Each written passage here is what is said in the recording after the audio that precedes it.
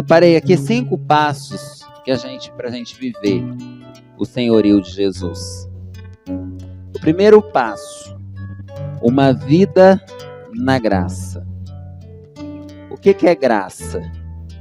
Graça são as bênçãos de Deus.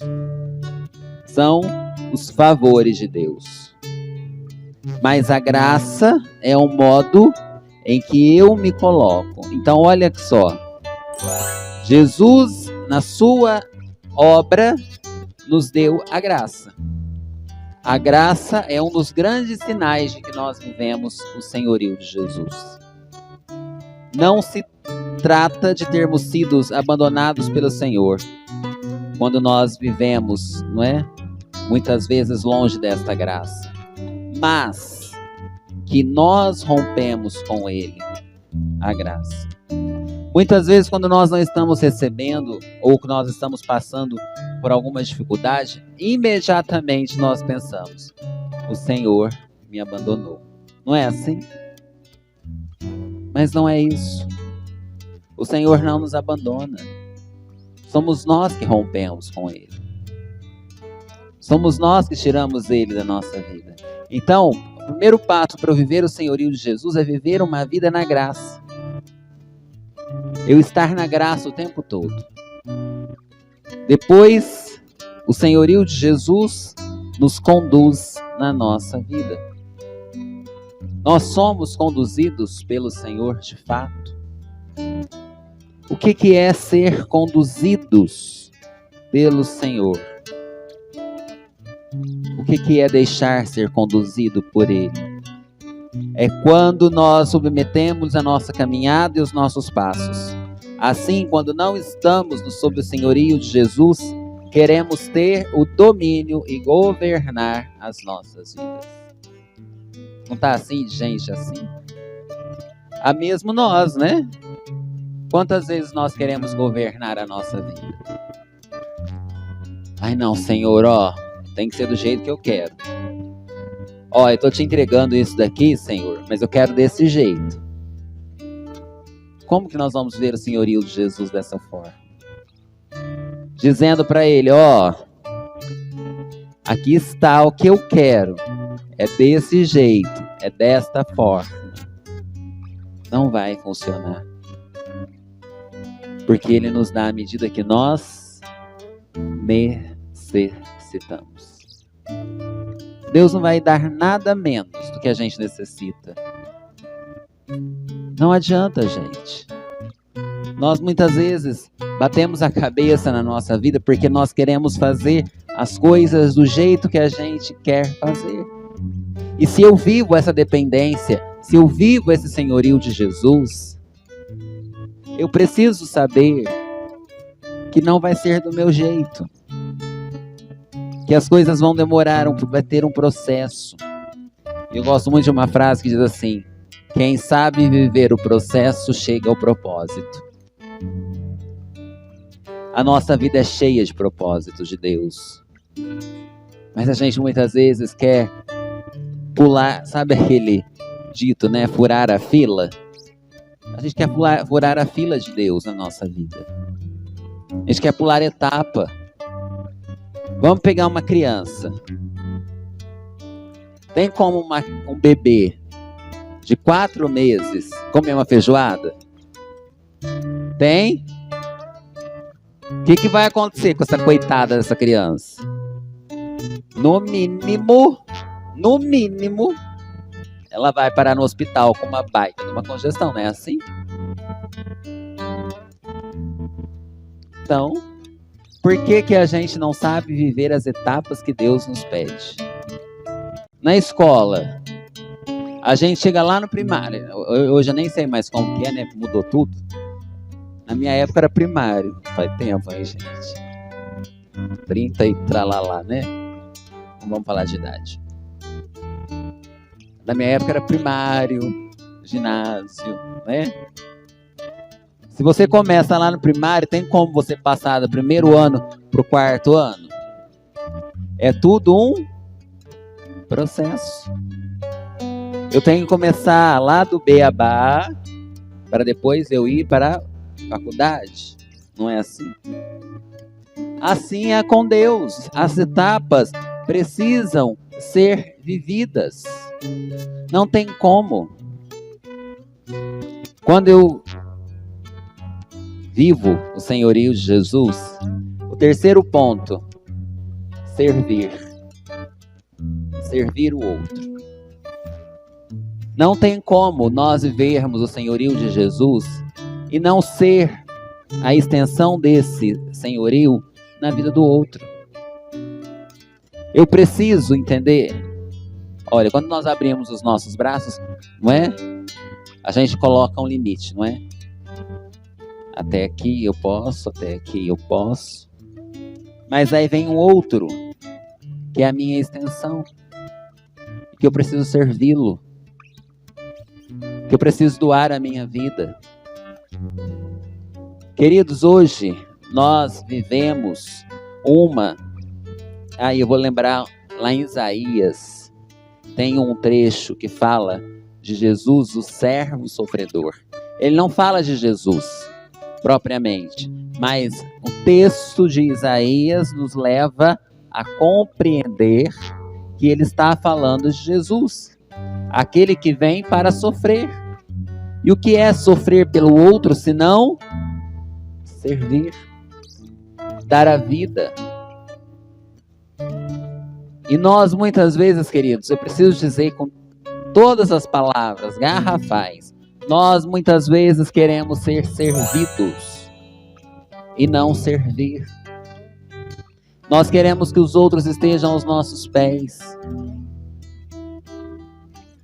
A gente muitas vezes, vê situações de que as pessoas que estão na igreja, porque têm uma certa fama, usam desta fama, muitas vezes, para usufruir de coisas, de bem-estar e de tantas outras coisas, para benefício próprio. Está errado. Eu preciso ser com o outro. Quando Jesus caminhava, o que ele fazia? Ele servia. Ele mesmo diz, o Filho do Homem não veio para ser servido, mas para servir. Gente, é tão bom quando a gente chega num lugar que a gente é acolhido e que a gente vê que naquele ambiente não existe competição, que naquele ambiente todos são um com o outro, ninguém quer ser melhor do que ninguém. E infelizmente nós temos vivido isso em todas as áreas da nossa vida, do nosso trabalho, da nossa casa, na igreja. É preciso romper com isso. Eu estou aqui para servir o outro. Eu estou aqui para ser sinal de Deus na vida do outro.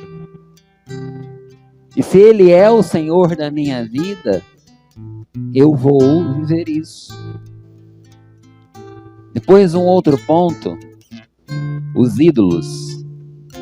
Gente, o que Deus abominava desde o princípio, era ídolos. O que é um ídolo? Ídolo é quando nós tiramos Deus do lugar dele e colocamos outra pessoa, outra coisa ou outras coisas. Quando nós colocamos um artista no lugar de Deus. Quando nós idolatramos, ou seja, quando aquela pessoa, ela é para nós a única referência. E Deus muitas vezes ficou de lado. Quando nós temos ídolos, nós não conseguimos viver a dependência de Deus, o senhorio de Jesus. Por quê? Aquela pessoa, aquela coisa vai ocupar o lugar de Deus na minha vida. Eu preciso romper com isso. Claro que nós podemos admirar as pessoas, nós podemos gostar das pessoas, óbvio, quem disse que não? Mas nós não podemos torná-la ídolo. Porque eu corro um risco muito grande com o ídolo. Porque Ainda mais quando é pessoa, né? As pessoas, o que elas fazem? Elas erram. Elas falham. E vai ser assim. Então, se eu tenho um ídolo e esse ídolo rompe comigo ou faz alguma coisa que eu não gostei, o que automaticamente eu vou pensar? Que Deus é assim. E aí, eu vou tirar Deus da minha vida. Por isso nós precisamos romper com os ídolos. Quando a gente é criança, quando a gente é adolescente, a gente escolhe algumas pessoas para serem ídolos, né? Qual é o primeiro ídolo que a gente tem na vida? Porque a gente até então não tem noção de Deus.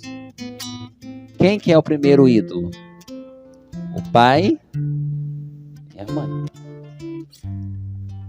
Só que até esse ídolo cai. Por quê? Porque nem nosso pai, nem a nossa mãe pode ocupar o lugar de Deus na nossa vida. Nem no nosso pai e nem a nossa mãe. Nós precisamos amar, nós precisamos respeitar, nós precisamos cuidar, mas nunca fazê-los maiores do que Deus. Eu preciso amar a minha mãe, eu preciso cuidar dela, mas eu preciso entender que ela é uma pessoa humana, que vai falhar. Todo mundo aqui tem pai e mãe, os pais, vocês são perfeitos? Eles não fizeram coisas que vocês não gostaram em algum momento da vida?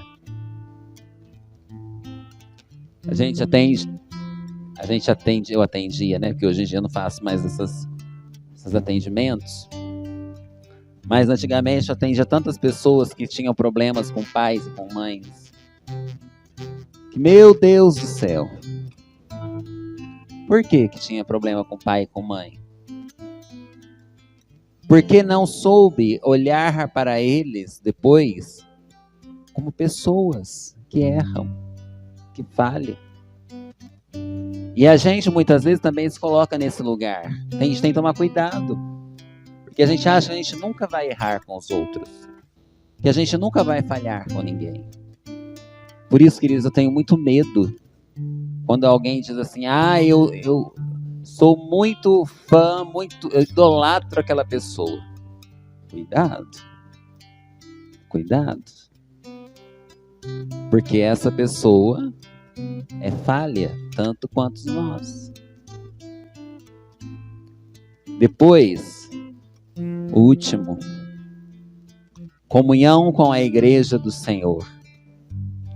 Queridos, nós vivemos uma época, inclusive hoje, eu estava vendo uma entrevista do Padre Juarez em São Paulo, eu achei interessante que depois eu fui lembrar que acalhava com isso que nós vamos falar agora. Comunhão com a igreja do Senhor. E o jornalista foi muito feliz na pergunta que ele fez para ele. Ele disse assim, por que hoje as pessoas na igreja estão tão intolerantes? E o padre disse assim, porque as pessoas perderam a referência. Porque as pessoas perderam a referência de Jesus. Jesus não é mais a referência. Infelizmente. Claro, né? Não vamos generalizar. Nada na vida pode ser generalizado. Mas, queridos, vamos pensar. As atitudes que algumas pessoas têm. Será que é o que Jesus nos ensinou? No ano de 2006, 2005, 2006, não me lembro, no seminário, quando eu estudava ainda, nós tivemos a oportunidade de fazer a oficina de oração. Já ouviram falar na oficina de oração? Quem teve a ideia, né? Quem foi o fundador foi o Frei Inácio Laranhaga. E ele, nessa oficina de oração, ele dava passos das orações, né?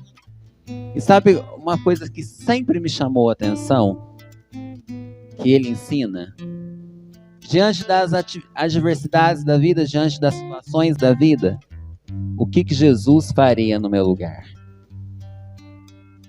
Já pensou nesta pergunta? Em fazer essa pergunta diante de alguma situação? O que Jesus faria no meu lugar? Porque a partir do momento que eu tenho Jesus como referência, que eu tenho o Senhor como meu Senhor, eu vou perguntar para Ele, o que o Senhor faria no meu lugar? E aí eu não vou errar. Porque daí Ele vai me orientar, Ele vai me dizer o que Ele faria. Estar em comunhão com a igreja, amados, é eu viver esta plenitude da graça de Deus. Nós sabemos que a igreja ela é conduzida por homens e que ela pode errar. Mas ela é conduzida por quem? Também. E esse não erra. O Espírito Santo. Se eu me apego somente àquilo que os homens fazem, eu vou correr alguns riscos. Porém, eu preciso acreditar e crer que eles são conduzidos pelo Espírito Santo. Se não são, isso não somos nós que vamos julgar e condenar, mas sim o próprio Deus. Mas eu preciso compreender que eu preciso buscar a unidade. Eu preciso conhecer a igreja. Eu preciso conhecer quem eu estou servindo. Você já leu os documentos da igreja? Você já leu aquilo que o Papa fala? Você já leu o Catecismo da Igreja Católica? Queridos, sem medo nenhum de errar, eu vou dizer. Muitas pessoas falam assim, a igreja está perdendo fiéis. Está errado. A igreja está perdendo os infiéis. Porque aquele que é fiel permanece nela, apesar de eu não vou mais na igreja que o padre não falou bom dia pra mim. Eu não vou mais na igreja porque a fulana passou por mim, nem me olhou na cara. Você tá na igreja por causa de quem mesmo? Se esse não for o seu ideal, está errado. Até para mim mesmo estar aqui, quem tem que conduzir a minha vida é Ele. Jesus tem que ser o centro de tudo. Jesus tem que ser o Senhor de tudo. Não adianta nós querermos dizer que temos a comunhão com a igreja se nós falamos mal da igreja, se nós criticamos a igreja. Eu saí de uma equipe aí que eu tinha porque falaram mal do Papa. Católicos, hein? Católicos. Falando mal do Papa. E aí eu, com toda elegância, disse, aqui não é meu lugar. Porque aonde falam mal da igreja, eu não posso estar. Aonde denigrem a imagem do Santo Padre, eu não posso estar. Porque Ele é o nosso Pai espiritual. Se Ele tem os pecados, as misérias dele, como todo ser humano, mas eu preciso amá-lo e respeitá-lo. E nós precisamos tomar essas decisões para estar em comunhão com a Santa Igreja, para dizermos que somos católicos. Eu gosto muito de uma analogia que o padre Fábio de Mello faz. Ele diz assim que nós muitas vezes somos só católicos. E ser católico é estar na igreja, não é? Mas ele fala que nós precisamos ser cristãos. Cristão católico é diferente de ser só católico. Porque eu vivo a minha igreja, eu vivo o meu cristianismo à medida que eu aceito como Jesus como Senhor dela. como Senhor da minha vida.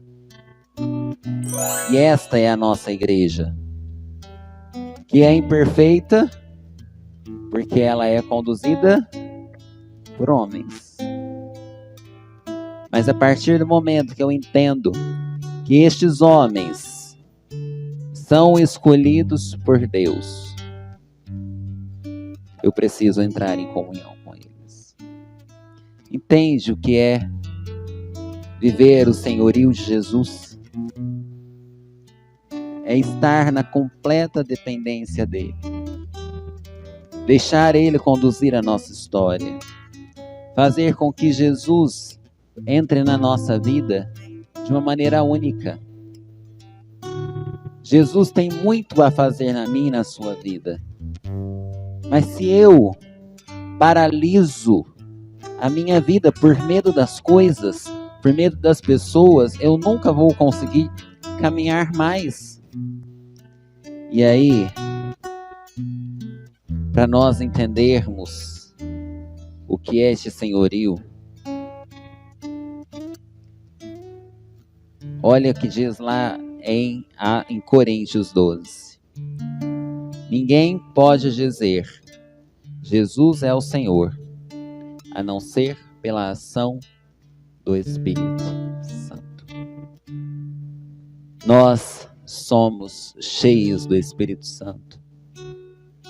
Nós vivemos essa graça do Espírito Santo na nossa vida. Nós precisamos nos encharcar, amados. Nos encharcar do Espírito Santo. Eu gosto muito daquela passagem que fala dos ossos secos. Quando aqueles ossos secos estão ali, não é, naquele deserto, todos ressequidos, e o Espírito sopra vida neles. E eles são refeitos. Isso, para mim, representa o senhorio de Jesus. Porque muitas vezes nós estamos ressequidos. Nós estamos como esses ossos em vales secos. A nossa fé está abalada, a nossa fé está vivendo situações muitas vezes difíceis. E eu preciso permitir que Jesus seja o meu Senhor. Dizer, Senhor, eu sou todo seu. Eu sei que muitas vezes, meus amados, as situações são tão adversas na nossa vida. Nós passamos tantas coisas, mas quando nós convidamos Jesus a estar conosco, nós nunca vamos estar sozinhos. E é tão sobrenatural quando isso acontece, né? Porque nós pensamos assim, de onde eu estou tirando forças? De onde que eu estou conseguindo caminhar? Porque Jesus está conosco. De verdade, muitas vezes, sabe? Me entristece quando eu vou em alguns lugares, quando a gente propõe algum momento de oração. E nós precisamos motivar as pessoas a estar orando, a estar fazendo, a estar falando. Nós não precisávamos disso. Sabe por quê? Porque esse desejo de oração, esse desejo de adoração, precisava ser genuíno na nossa vida. Precisava nascer do nosso coração livremente.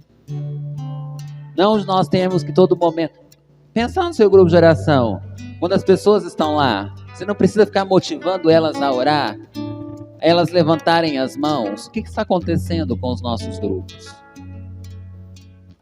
O que acontece com os nossos grupos, amados? Será que nós temos deixado Jesus ser o Senhor nos nossos grupos? Porque se Ele for o nosso Senhor, eu vou te dizer uma coisa.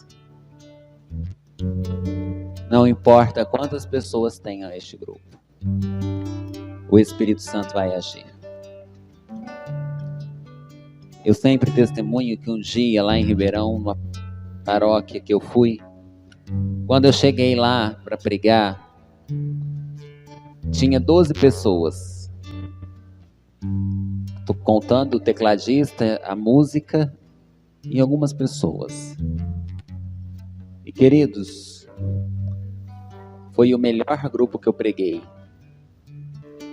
Sabe por quê? Porque não são números.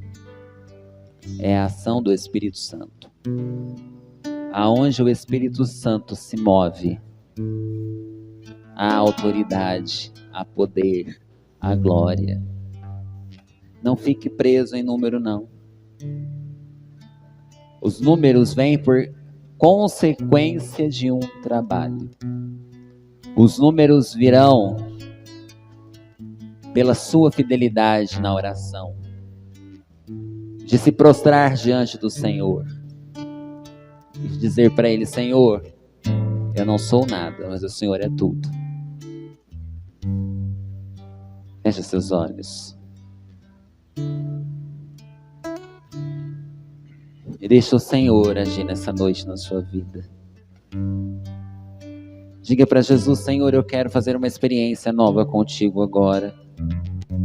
Eu quero sentir as suas mãos, Senhor, me conduzindo nesse momento.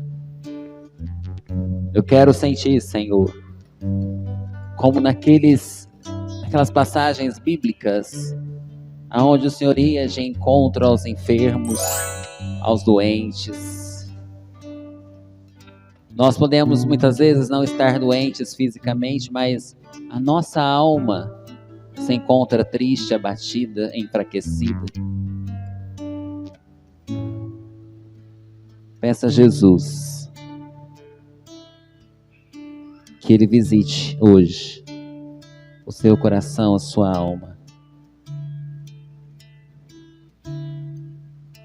Somente em Ti construirei a minha casa.